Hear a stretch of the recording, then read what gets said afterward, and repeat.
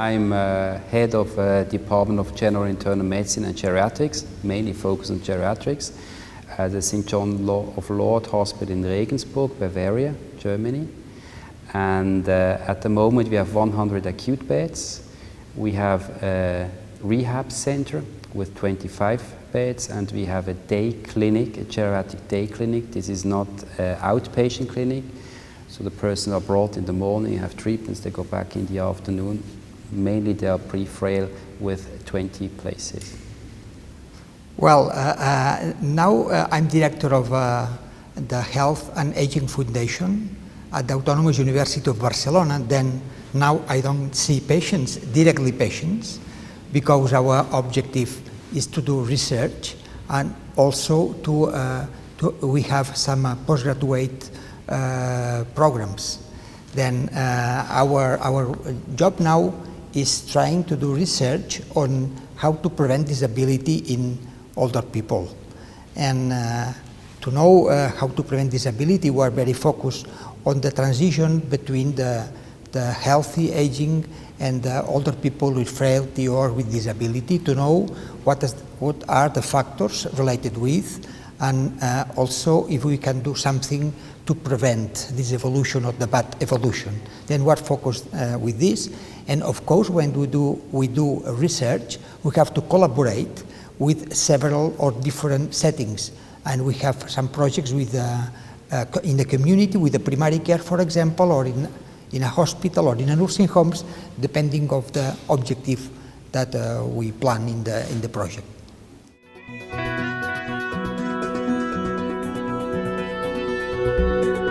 Most of the patients come in by the casualty department, and out of those I would say 80% at least come out from community. There are community dwelling elderly people, mainly above the age of 80, and they come in for different reasons: chest infection, other infectious diseases, cardiovascular problems, cognitive decline.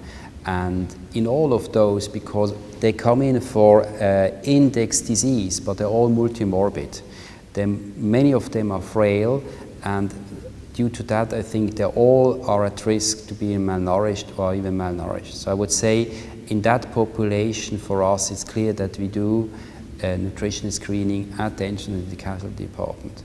Depending of the setting where we are, no? But in general there are some risk factors very important: disability, people with bad cognition, problems with the cognition. And then if we look at the patients in the community, you can see people with loss of appetite and without several disability, but with loss of appetite because they have some illnesses, some chronic illnesses. But if you go to a nursing home or maybe in acute care, a geriatric care ward, then you will see patients with dementia and patients with a disability because several illnesses. Then you have to identify always the different type of population, because older people is not an homogeneous population. Older people is an heterogeneous population, and each one of them has their risk factors specifically.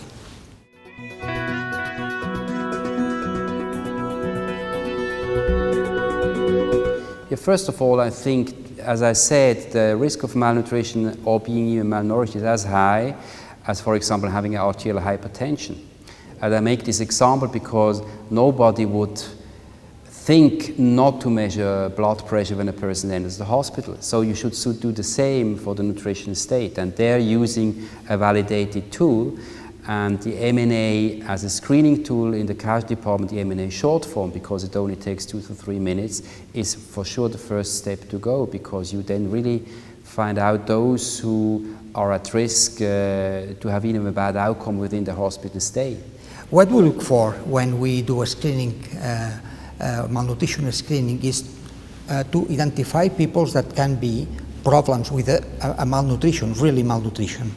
In general, we know that malnutrition is correlated with bad evolution of health. People who are in a hospital, we know that they stay more days if they have malnutrition, they have more infection, they have bad outcomes of their situation. Then what we look for is to modify this natural evolution of the problem if they have a malnutrition. And then what we look for.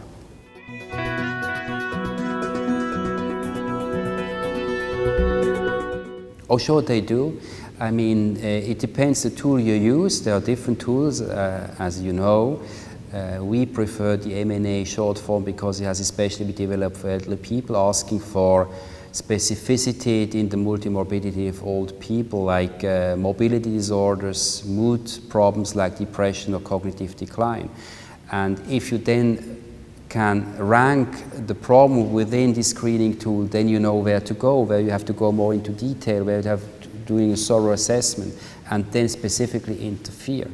Of course, because nutritional screening is not easy, and there are many professionals who are not specialized in nutrition. We are not dietists or nutritionists, but we need to do something to understand what is the situation of the patient related to nutrition. And MNA offer a very simple method and validated method to understand what is the situation of the patient.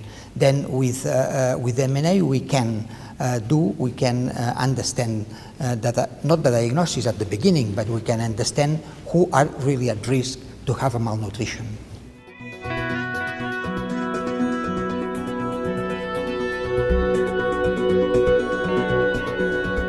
I think this is a little complicated to answer, because when we do some intervention in malnourished patients, it depends if you are,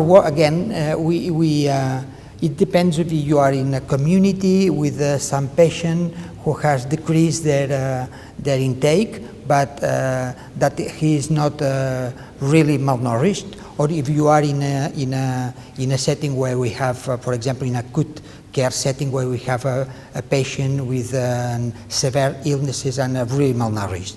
Then in one case, the modifications appear slowly. Then we need several weeks to know that the weight goes up and the patient goes better and the intake is increased, and of course then the MNA change.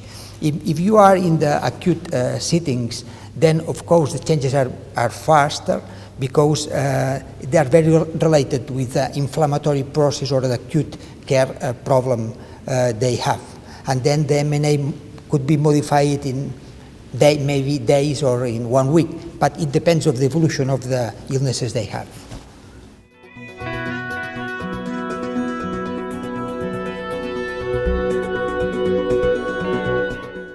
Yeah, as you said, MNA has gone now over 20 years with the full form, then the first short form, now the adapted short form.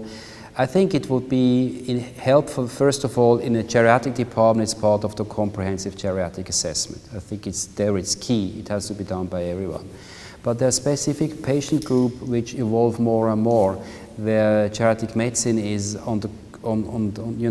it's part of the team setting. We look for those old people, and I would say one is oncology, because most tumors are much more frequent in elderly people, and oncology, nobody would doubt that there may always be a nutritional problem, and if a person is even older, it may be added on the propensity to be malnourished already in an oncologic patient. And the other big thing is now orthogeriatrics. All these old frail people have so-called fragility fractures due to osteoporosis, and they not just have osteoporosis, most of the time they're multimorbid, they have sarcopenia and frailty, and there the complex interplay between bone and muscle is so important that all those people should be screened and assessed for malnutrition. I think what is important with MNA is that 20 years later, MNA becomes a standard in the comprehensive geriatric assessment. Then it means that in the geriatrics department, in nursing homes, many guidelines recommend MNA as the specific tool for older people. And I think it's really important, because it means that many professionals, nurses or physicians, can use a simple tool to do a screening of nutritional problems in older people.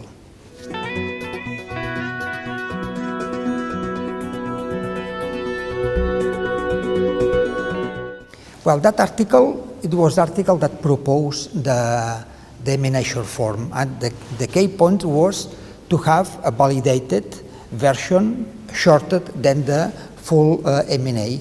Then we had an MNA with 18 items, maybe 20 minutes to complete. In our experience, maybe 10, if you have some experience and there is a usual patient, etc. But it's long to incorporate in a strategy of the global assessment. 10 or 20 minutes, maybe it's too long. And then the objective of this publication was to obtain a short form version that we can use in 2 minutes or maybe 3 minutes, and with a very good sensitivity and specificity if we compare this tool with the original tool of 18 items, the full MNA. And then was the result, it was the short form with 6 questions, and this work was led by Professor Rubinstein in the United States and also by Professor Belas in Toulouse, and we collaborate with our patients in Mataró in Spain.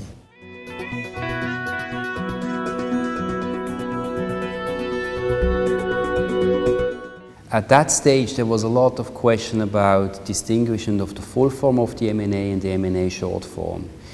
Because many people said the MNA full form is not just a screening tool, it's more some kind like a part of a geriatric assessment, but it takes a certain time. And then when the short form was introduced in 2001, it already had a much more appearance. But there were some shortcuts even with the short form. And one of it was clearly that it was not grading between well-nourished at risk for malnutrition and malnourished, like the full form. It just made the two malnourished or well-nourished.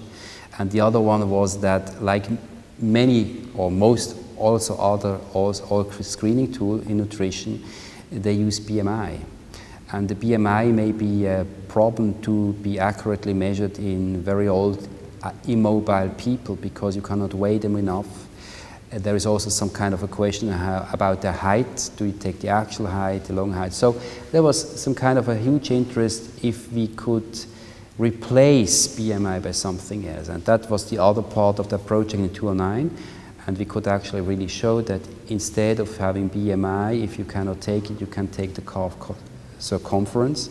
And when the calf circumference is below 31 centimeters, it's as valid as having the BMI for the scoring, either comparing the former MNA short form, but also comparative with the long form. So I think there was a huge advantage, and as you know, since then the usage of the MNA short form has exploded.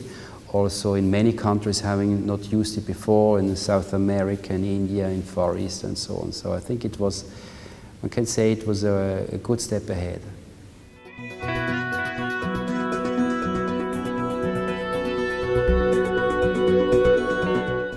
Part of it I just said, so one of it I would say of those a little bit more than 350 studies, about 100 just use the MNA short form, so this is much more than before, where I would say for research there was always just the MNA long form, and let's say for really practical issues they use the short form, so that's a trend. The other trend is that much more oncological studies use it, which is interesting because before they used other things like the SGA, Subjective Global Assessment, which was developed for GI tumors, so this seems to fade away a little bit. And then also there are interesting correlations and attempts to make the MNA with or even replace this Karnofsky index as another very famous tool to look for functionality and other things in tumor patients. That's one thing. And the other thing is, as I said, this widespread use. I think this is really something which is also a challenge, because I think we will now have to look when something like an explosion of the usage starts, if it's really in all these ethnicities where we didn't have data beforehand, if the MNA short form is as valid as before. So I think there is also some research to do in the future. I think this proved the success of the MNA, and one of the important things that happen, and we can see in these articles, is that when there is a new a new focus, a new object of research in geriatrics, then we think always in the MNA as a tool that can explain something in this area. For example, in frailty. In last 5 years, the publications in frailty has increased, and now appears some publications trying to use MNA as a tool to understand better frailty, or to compare MNA with some definitions of frailty. And then I think what it proves is that MNA is still is a 20 years tool, but it's still modern, because we try always to understand and to learn more using MNA. We are using now MNA in a sample in the community patients with and without dementia, and we use MNA as one of the tools to understand what happened with this kind of patients. And then I think it's what is an all tool, but that it's really new what we try to learn with it.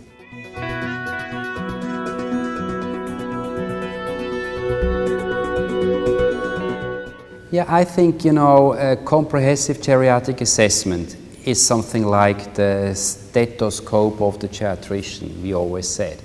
You can buy a stethoscope, you must also be able to use it. And some of the claims people say with the demographic shifts in so many countries, we will have to make CGA in a tremendous amount of people in different settings.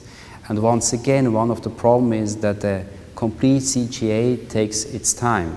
So the question will be how we can fiddle in assessment and screening for malnutrition. On one hand, and probably even a thorough nutrition and screening and assessment will compensate for other items in the classical CGA. And the classical CGA was always looking also for functionality. And this kind of screening for malnutrition, frailty assessment, sarcopenia assessment within the CGA, I think this will be a lot of a challenge in the years to come.